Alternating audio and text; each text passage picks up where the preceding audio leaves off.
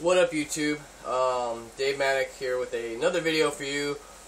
First off, I want to say happy Thanksgiving to everybody, and hopefully you guys are eating a lot, hanging out with your loved ones, and just taking time out and enjoying the company around you and appreciating a whole bunch of cool stuff. And hopefully you guys don't get dragged out to go shopping and stuff and have to deal with the nightmare that's going on at the malls or whatever. So, but anyway, another thing I wanted to mention before I get into this video is another reminder on the contest giveaway that myself, Manix, and CRKT Knives is putting on for this month.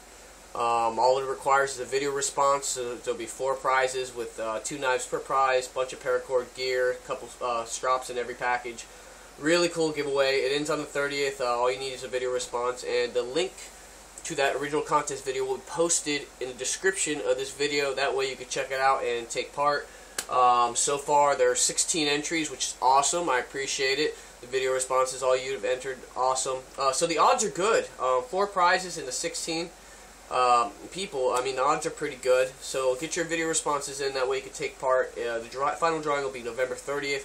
Or actually, the drawing will be December 1st, a couple days after the 30th. That way I can get my stuff together, and that way get that going. So anyway, this video is probably, you'll know from the title, it's just just my Spyderco collection as of now.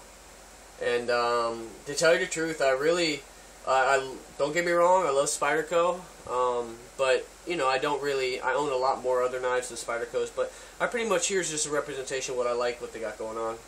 So I'm going to just run through it real quick. I've included the Byrd line because it is pretty much just a budget line version of the Spyderco. So, so first off is the Byrd Raven, and really inexpensive knife. You got your ACR 13 MOV, which a lot of the knives that are manufactured in China, or all the knives that are manufactured in China for Spyderco, are ACR 13 MOV. It's a pretty cool knife. Ergos are nice and whatnot. And one of the reasons I bought this knife is my wife is Alaskan Native. Her tribe is Tlingit, and basically the Raven, if you look that up and look up the Raven, it's kind of their version of the story of creation. So this is kind of cool, and I bought it mainly for that. Hollow ground, pretty cool knife. I don't ever use it, and only done a couple cut tests and really never EDC'd this. It's just kind of something that sits in my collection. Next up is probably one of my favorites of the Byrd series, is the Cara and FRN. Really cool knife. It's a big knife, a lot of knife for the money. The FRN version's around 20-something bucks, and G10 version's around 30 bucks, which I probably will get around and purchase because I like the knife that much. Really cool knife, and definitely, you know, awesome ergos, and just a really all-around cool knife, good budget knife, great for the money. Next up is the Meadowlark Hawkbill, and I really like the curved design of the Hawkbill.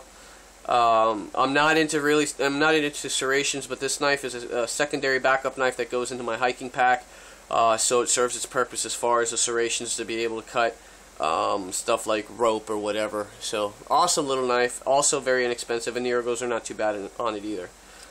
Next up is the stainless version of the I think it's just called a crossbill, and this is a plain edge but stainless. Really cool. I got this knife with the intentions of pimping it and putting scales over the stainless, because at one time, or the Byrd series, they did have a G10 version of it that's discontinued. So I had a hard time trying to find it, couldn't find it, and ended up purchasing this because I definitely just like the overall shape of this. Pretty cool knife. I'm not a fan of the stainless just because with my OCD, I end up wiping this thing off like 600 times when I show it. So next up is the G10 version of it. After searching long and hard all over the internet, contacting eBay, anybody on eBay, excuse me, on YouTube that ever did a review on this, trying to find somebody who had one that was willing to give it up, I finally found someone. I actually got this off of Manix, and I finally got, it's kind of like a grill knife. Good luck trying to find this.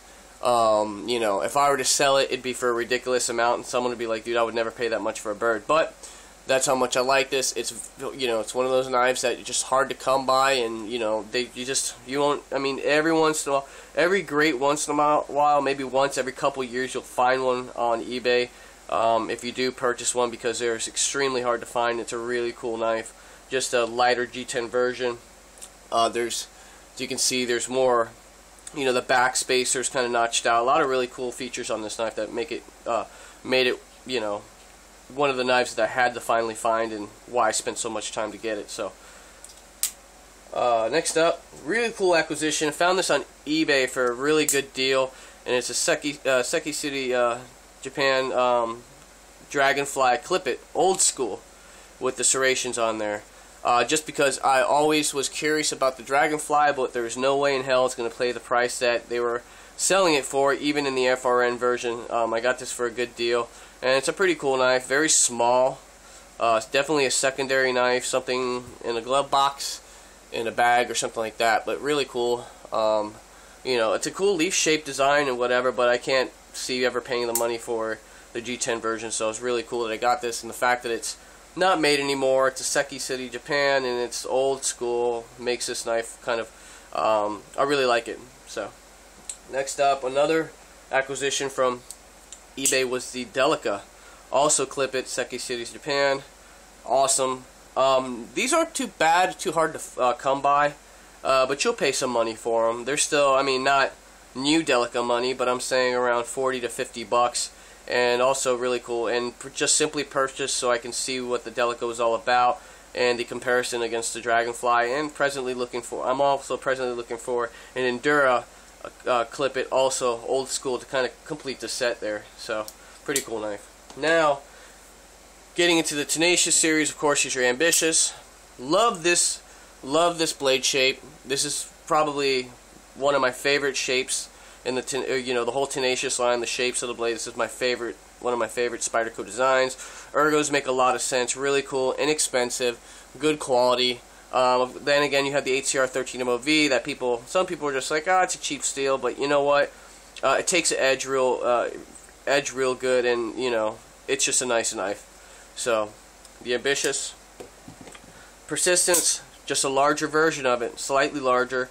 More for your EDC carry, actually 4-finger, good ergos, same characteristics as the Ambitious, and you know, pretty much this was my first Spyderco, so definitely a good representation of what they're all about. Definitely like the shape. Of course, had to get the Tenacious after that, which is slightly bigger than that. Same thing can be said about this knife. It's just a bigger version of that, more comfy. Definitely all-time most EDC knife for sure. This and probably your Kershaw Skyline, or like your, you know, basically baseline EDC, you know, carry knife or whatever. So that's pretty cool. Next up, Resilience. Love this knife. I love this knife. For 35 to 40 bucks, you get yourself a big giant folder. I like the blade shape on this better than I do on the paramilitary, the police, the military. I like this knife better than those, and I've handled them. And people are going to be like, you're crazy. You know, yes, I know this blade steel is inferior to those. It doesn't have the fancy compression lock, all that good stuff, but I will sacrifice that for having a lot more blade. And just the way, the coolness, I mean, this aesthetically is very pleasing to me. So, one of my favorite Spydercos. I actually have 2 of them. One's on the way to Tough Thumbs to be pimped. So yeah, definitely like this knife. I own 2 of them. Next up, awesome little knife. Just came out through Spyderco, and it's a Pingo, which is the Vox Anzo collaboration. Awesome knife. It is a slip it. But the ergos are really cool on this. It's an Anzo design. It's numbered 141, so I don't know if it's 141 of the series or if there are all numbered 141. But really cool knife. This has a thumb stud in it, which they do not come with because it's supposed to be compliant to the laws in Denmark. But I said, screw Denmark, and put a thumb stud in it. That way I can go ahead and open it and close it with 1 finger. Really cool mod. I went ahead and did it. As soon as I bought the knife, I ordered the thumb stud ahead of time and everything with the intentions of putting a thumb stud in there. And immediately when I got it, it got a thumb stud, and I posted the video to show a lot of other people that, you know, if they weren't into a two-handed deployed knife like this and slip it or whatever, they can add a thumb stud and just pretty much get it to where it needs to be. So really cool knife. Spyderco Pingo. You can still get them. They're like 40 bucks. So it's pretty spendy for a knife like this. But the reason why I would pay the 40 bucks for a slip it and not pay the money for Dragonfly is because it's, dude, Vox and Anzo. It's a really cool design, and it's just got that little extra. And it's not something that Spyderco usually pulls out. It's kind of something different than what their normal stuff is. So it was really cool, and definitely had to get my hands on it. Next up is the Manix XL Mega Manix. This knife is badass. This knife is badass. And I will say that if you were to ask me, you know, hey, I want to get a Spyderco, but I just want to get something with good steel on it. Don't want to get the little, you know, the cheaper, you know, budget brand. I want to step into a you know, the more expensive stuff, you know. I would say get the Manix over anything else. I really do. I mean, some people will just be like, what? Over the paramilitary? Yeah, in my opinion. Because the ergos on this are superior to the paramilitary. Ask anybody. They're awesome. You got CPM S30V. Over there on the Mega Manix, you can get it. You can get the regular size Manix and the translucent blue one, and it's priced accordingly. It's like $80 or $90, and it's a really good knife. The ergos are just awesome. There's jimping all over the place, but it's not so rough that it kills you. I mean, at the top, at the bottom, you know, you got the access lock. It's just a really awesome knife, whether it's in this grip, choking up on it, reverse grip. This knife is badass. I mean, it's just really, you know, as far as ergos go, my two favorite knives as far as ergonomics go are this knife, and believe it or not, the Cold Steel Tough Light has excellent ergonomics. So right now, those are two, as far as production model knives and ergonomics, that would be it. And last but not least is my Lum Chinese. I love this knife. I really do. The ergos they're okay, but they're not the greatest. Funky blade design, but it's Bob Lum. I mean, it's just a really very simple design and a good representation of, you know, how, you know, it's funny, like a lot of Japanese and, you know, Asian culture all together, when they design a tool for something, it's a really good tool, but it's very simple. It's built for a specific purpose, and you know, and this is a good representation of that right there. I mean, I love the Lum Chinese there. Now, the Onslaught, Benchmade Onslaught, it's also a Bob Lum design, but I don't really like it just because the handle's a little fatter than the blade. You know, I am trying to look for Deja Vu, which is discontinued, and that's a hard one to find. But I'm really into, I really like Bob Lum design. As far as my thing on Spyderco goes, I will, like, you know, my next Spydercos, or my, like, you know, ones that I want to get are, you know, the Cali 3.5 is on the list, the Ulease is on the list. You know, but that's kind of, I like the more obscure designs. I really, to me, a lot of the Spydercos look a lot the same. You know, Enduras and this and that, and so, you know, I kind of look for more of the obscure stuff. So, but yeah, that's pretty much my Spyderco collection. It's not huge. I mean, a lot of Spyderco guys, I mean, I know guys that have every Spyderco made, and they have them in triplicate, the sprint runs, this and that, or whatever. My opinion on the sprint runs are, it's cool to have them if you're really into Spydercos, but you're just getting a different colored scale. I just rather would send my knife out to, you know, to Tough Thumbs or Bauer 230, Alexander Dietz, anybody, just get it pimped and just do it, and that way I've got more of a custom. It's not a production run, it's a one of a kind, and that's how I feel about that. But all in all, this is my Spyderco collection. Not really as vast as some of the others, but I figured I'd just give you some, I guess, Spyderco knife porn for your Thanksgiving. So guys, as always, thanks for tuning in.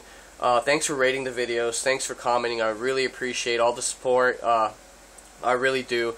Make sure you take part in the giveaway. A lot of good stuff to be given away. I'm actually giving a Byrd car away in that. So yeah, definitely check out the video. The VR responses aren't, you know, I'm not making you, you know, hang pigs up in a tree and cutting them in half or anything like that. They're very simple. Just your opinions on a couple things, so not too bad. So, like I said, thanks for tuning in. Enjoy your Thanksgiving, you know, with your loved ones and whatnot, and just take time out today to chill. Watch some YouTube videos. Peace.